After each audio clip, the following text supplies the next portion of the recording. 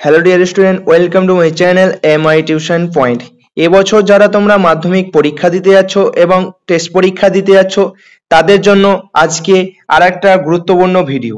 এই ভিডিওতে তোমাদের 20খানা টোটাল কোশ্চেন দেওয়া হবে। আজকের একটা পার্ট হচ্ছে, এই পার্টে তোমাদের 10টা কোশ্চেন সাজেশন দেওয়া হবে, সাজেশন এবং উত্তর সহ সাজেশন দেওয়া হবে কিন্তু একদম আলো চ্যাপ্টার থেকে, ঠিক আছে? তো এই দেখো, এই 20টা দিচ্ছি, এই 20টা তুমি করে যাবে। এই কোশ্চেনের মার্কগুলো হলো 2 মার্কের কোশ্চেন। এই 20খানা টোটাল কোশ্চেন দেবো তোমাদের, আজকে 10টা এবং এর পরে 10টা দেব।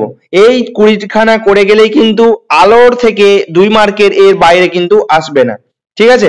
তো অবশ্যই তোমরা এটা ভালো করে যাবে 20টা, এবং খাতায় তোমরা কিন্তু লিখে নেবে, ঠিক আছে? লিখে নেবে এবং কিন্তু মুখস্থ করে যাবে, একদম কিন্তু এই 20টা করে যাবে।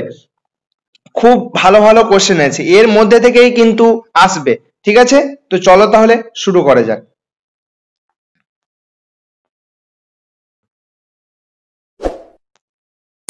দেখো প্রথম কোশ্চেন, দেখো চলো প্রথম কোশ্চেন, আলোর প্রতিফলনের সূত্র দুটি লেখো। খুবই ইম্পর্টেন্ট কোশ্চেন কিন্তু, আলোর প্রতিফলনের সূত্র দুটি, ঠিক আছে? টোটাল দুটো সূত্র আছে, সূত্র দুটি, প্রথম সূত্র এবং দ্বিতীয় সূত্র, ঠিক আছে? এবার দেখো প্রথম সূত্র আর কি, আপতিত রশ্মি প্রতিফলিত রশ্মি আপাতন বিন্দুতে প্রতিফলকের ওপর অঙ্কিত অভিলম্ব একই সমতলে থাকবে, ঠিক আছে? এই যে দেখো একটা এখানে আপতন দেওয়া আছে, এখানে দেখো এই যে একটা আপতিত রশ্মি এবং এই প্রতিফলিত রশ্মি এবং অঙ্কিত এই অভিলম্বটা, এটা কিন্তু একটাই সমতলে থাকবে, ঠিক আছে? একটাই সমতলে থাকবে, এটাই হলো তোমার স্নেলের প্রথম সূত্র। দ্বিতীয় সূত্র আসো, প্রতিফলন কোণকে আর নিলাম, ঠিক আছে? এই যে প্রতিফলন কোণ, এটাকে বলছে প্রতিফলন কোণ, এবং আপতনের কোণের মান সমান। এই যে প্রতিফলন কোণ এবং আপাতন কোণ আমি নিলাম আই, ঠিক আছে? তাহলে এই যে আপতন কোণ এবং প্রতিফলন কোণ, এরা কিন্তু সমান হবে, এটাই হচ্ছে স্নেলের দ্বিতীয় সূত্র, ঠিক আছে? তোমরা কিন্তু অবশ্যই দেখো, অবশ্যই কিন্তু রাইট ডাউন করে নেবে, ঠিক আছে? এবং তোমরা যদি এর পিডিএফ পেতে চাও বা আরো কোশ্চেন অনেক রকম পেতে চাও, তাহলে দেখো ওর ডেসক্রিপশনে হোয়াটসঅ্যাপ গ্রুপের লিংক দেওয়া আছে, অবশ্যই সেখানে তোমরা কিন্তু জয়েন হয়ে যাবে, ঠিক আছে? সমস্ত রকম আপডেট কিন্তু সেখানে পেয়ে যাবে। অনেক রকম কোশ্চেনে আরো পিডিএফ আমি সেখানে প্রোভাইড করে থাকি, তো তোমরা যদি ওখানে যদি জয়েন হও তাহলে তোমরা কিন্তু পিডিএফ গুলো অবশ্যই পেয়ে যাবে, ঠিক আছে? চলো next question. Clear? Next question, সৎবিম্ব ও অসৎবিম্বের দুটি পার্থক্য লেখো, ঠিক আছে? আজকে যতগুলো কোশ্চেন করেছি খুবই ইম্পর্টেন্ট কোশ্চেন গুলো কিন্তু, ঠিক আছে? দেখো সৎবিম্ব এবং অসৎবিম্ব, দেখো সৎবিন্দুকে পর্দায় ফেলা যায়, সৎ কোণটাকে যেটা পর্দায় ফেলা যাবে সেটাকে সৎবিম্ব বলি, কিন্তু অসৎবিম্বকে পর্দায় ফেলা যায় না, ঠিক আছে? একটা পার্থক্য হলো। এবং সৎবিম্ব সর্বদাই অবশীর্ষ মানে কি, এই যে দেখো এখানে একটা লেন্স আছে, এই যে লেন্স আছে, ঠিক আছে? এখান থেকে একটা যদি রশ্মি যায় এবং এখানে যদি একটা ইমেজ তৈরি হয়, এখানে যদি একটা ইমেজ তৈরি হয়, এটা অবতল দর্পণ ধরো, এখানে যদি ইমেজ তৈরি হয় তাহলে দেখো অবশিষ্ট মানে উল্টো, ঠিক আছে? এখানে বস্তুটা ছিল এইরকম কিন্তু ইমেজটা তৈরি হয়েছে এরকম, তাহলে কি অবশিষ্ট। তাহলে সৎবিম্ব সর্বদাই অবশিষ্ট হয়, ঠিক আছে? উল্টো হয়, কিন্তু অসৎবিম্ব সর্বদাই সমশীর্ষ বা সোজা হয়, ঠিক আছে? একদম দুটো পার্থক্য। নেক্সট কোশ্চেন, উত্তল লেন্সকে অভিসারী এবং অবতল লেন্সকে অপসারী বলা হয় কেন?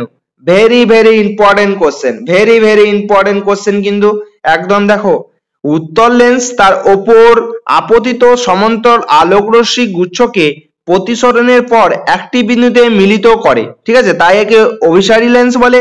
অন্যদিকে অবতল লেন্স সমান্তর আলোকগুচ্ছকে প্রতিসরণের পর অপসারণ করে, অর্থাৎ ছড়িয়ে দেয়, একে অপসারী, তাই একে অপসারী লেন্স বলে, ঠিক আছে? একদম দেখো খুব ইজি, একদম খুব ইজি ভাষায় কিন্তু লেখা আছে, ঠিক আছে? তো অবশ্যই তোমরা লিখে নেবে, এবং পিডিএফ যদি পেতে হয় তাহলে হোয়াটসঅ্যাপ গ্রুপে জয়েন হয়ে যাও, সেখানে কিন্তু আমি পিডিএফটা দিয়ে দেবো। ওকে, নেক্সট কোশ্চেন, গাড়ির হেডলাইটে কি ধরনের দর্পণ ব্যবহার করা হয় এবং কেন ব্যবহার করা হয়, ঠিক আছে? গাড়ির হেডলাইটে কিন্তু অবতল দর্পণ ব্যবহার করা হয়, এটা কিন্তু 1 মার্কের এসে থাকে, ঠিক আছে? 1 মার্কের কিন্তু এই কোশ্চেনটা এসে থাকে, গাড়ির হেডলাইটে কোন ধরনের দর্পণ ব্যবহার করা হয়? অ্যান্সার হবে অবতল দর্পণ। ওকে, এবং কেন ব্যবহার করা হয়? এই দেখো এই দর্পণের ফোকাসে আলোর উৎসকে রাখলে প্রতিফলনের পর রশ্মিগুলি সমান্তরাল রশ্মিগুচ্ছকে পরিণত হয় যা অনেক দূর পর্যন্ত যেতে পারে। ঠিক আছে, তার জন্য অবতল দর্পণ নেওয়া হয়। ওকে, ক্লিয়ার? নেক্সট কোশ্চেন, আলোর বিচ্ছুরণের কারণ কি? 5 নম্বর কোশ্চেন দেখো, আলোর বিচ্ছুরণের কারণ কি? কোন প্রতিসারক মাধ্যমে বিভিন্ন বর্ণের আলোর বেগ বিভিন্ন হয়। লাল আলোর বেগ সবচেয়ে বেশি এবং বেগনি আলোর বেগ সবচেয়ে কম। বেগের এই পার্থক্যের জন্য মাধ্যমে প্রতিসরাঙ্ক ও বিভিন্ন বর্ণের জন্য বিভিন্ন হয়। ফলে সাদা আলোর প্রিজমের মধ্যে দিয়ে যাওয়ার সময় বিভিন্ন বর্ণের বিশিষ্ট হয়ে যায়। এটাই বলে আলোর বিচ্ছুরণ। ঠিক আছে, 2 মার্কের কিন্তু 2 মান। ঠিক আছে, 2 মার্কের কিন্তু। চলো next question, clear? Next question চলো, একটি অবতল দর্পণের ফোকাস দৈর্ঘ্য 15 সেমি এবং দর্পণের সামনে কত দূরত্বে বস্তু রাখলে, ঠিক আছে, বস্তুর সমানাকার সদ্বিম্ব গঠিত হবে? ঠিক আছে, দেখো একটি অবতল দর্পণের ফোকাস দৈর্ঘ্য, ঠিক আছে, ফোকাস দৈর্ঘ্য মানে কি? এফ এর মান, তাই তো? আচ্ছা, F equal to R by 2 জানি কি জানি না? ঠিক আছে, এখানে F equal to R by 2 জানি কি জানি না? এই যে আরটা হলো বস্তুর দূরত্ব, ঠিক আছে, রেডিয়াস। তাহলে দেখো দর্পণের সামনে কত দূরত্বে বস্তু রাখলে বস্তুর সমান আকারের সদ্বিম্ব তৈরি হবে। তুমি যদি অবতল দর্পণে যদি তুমি বক্রতা ব্যাসার্ধে যদি তুমি একটা বস্তু রাখো, তার কিন্তু প্রতিবিম্ব, ঠিক আছে, তার কিন্তু প্রতিবিম্ব এখানেই তৈরি হবে। তাহলে কার মান চেয়েছে? বস্তুটা কোথায় রাখবো, তার মানে আর এর মান চেয়েছে। তাহলে 2f হলো, ঠিক আছে। এবার f এর মান কত দেওয়া আছে? 15। তাহলে এখানে 15 বসাও, r ইকুয়াল টু কত আসলো? r ইকুয়াল টু 30, তাই তো? r ইকুয়াল টু 30 আসলো। তাহলে অ্যান্সার কি হবে? কত দূরে হবে? 30, মানে 30 সেমি দূরত্বে বস্তু রাখতে হবে। ক্লিয়ার? এটা কিন্তু মনে রাখবে, f equal to r by 2। এটা ভালো করে মনে রাখবে। এটা যদি পারতে মনে রাখতে তাহলে কিন্তু এটা অ্যান্সার হয়ে যেত। ক্লিয়ার? নেক্সট কোশ্চেন, লেন্সের ক্ষমতা বলতে কি বোঝায়? এর গাণিতিক রূপ কি? তাহলে 1 বাই ফোকাস দৈর্ঘ্য, এটাকেই বলছে লেন্সের ক্ষমতা। পি এর একক হলো অ্যাডাপ্টার, ঠিক আছে, ডায়াপ্টার, সরি অ্যাডাপ্টার না, ডায়াপ্টার, ঠিক আছে, ক্ষমতার একক হলো ডায়াপ্টার। তাহলে লেন্সের ক্ষমতা বলতে কি বোঝো? কোন লেন্সের ফোকাস দৈর্ঘ্যের মানে মিটারে প্রকাশিত, ঠিক আছে, অনন্যকে ওই লেন্সের ক্ষমতা বলে। এটি লেন্সের অভিসারী বা অপসারী করার মাত্রাকে বোঝায়। ঠিক আছে, গাণিতিক রূপটা দেখো, লেন্সের ক্ষমতা P equal to 1 by F। Okay, clear?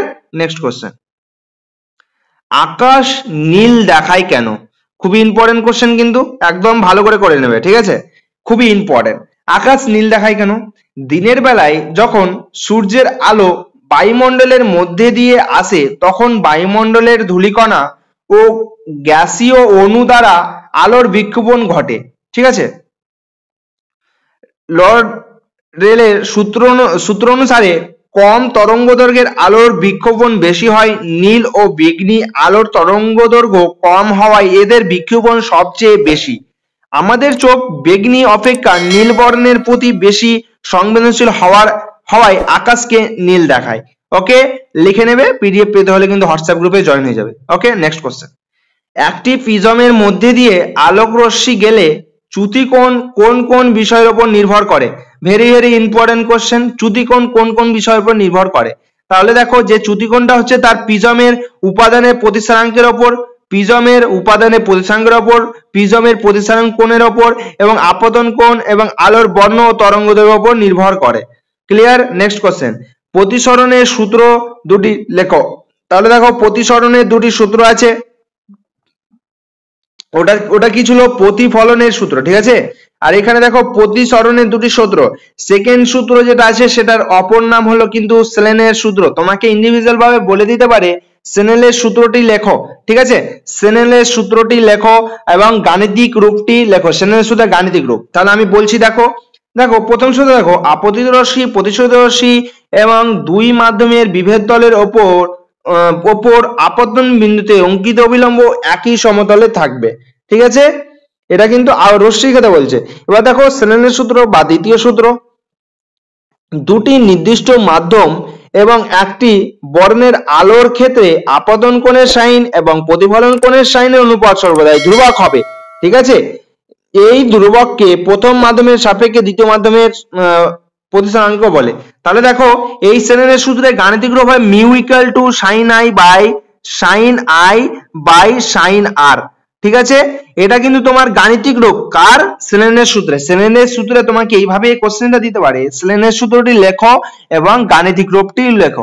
ঠিক আছে, তাহলে এই যে এইটা লিখবে, এটা লেখার পরে নিচে লিখবে স্নেলেনের সূত্রের গাণিতিক রূপ mu equal to sine I by sine আর।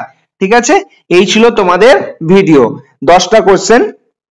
আর তোমরা এরপরে যদি আরো যে 10টা কোশ্চেন আছে যেটা আমি তোমাদের কমেন্ট দিতে চলেছি, তোমরা যদি পেতে চাও তো অবশ্যই আমাকে কমেন্ট সেকশনে বলবে এবং তোমরা কিন্তু অবশ্যই হোয়াটসঅ্যাপ গ্রুপে জয়েন হয়ে যাবে। বারবার তোমাদের বলছি, সেখানে কিন্তু সমস্ত রকম ফ্রিতে তোমাদের ফ্রি অফ কোর্স দেওয়া হয়। ঠিক আছে, অবশ্যই কিন্তু সেখানে তোমরা জয়েন হয়ে যাবে। ওকে, থ্যাংক ইউ।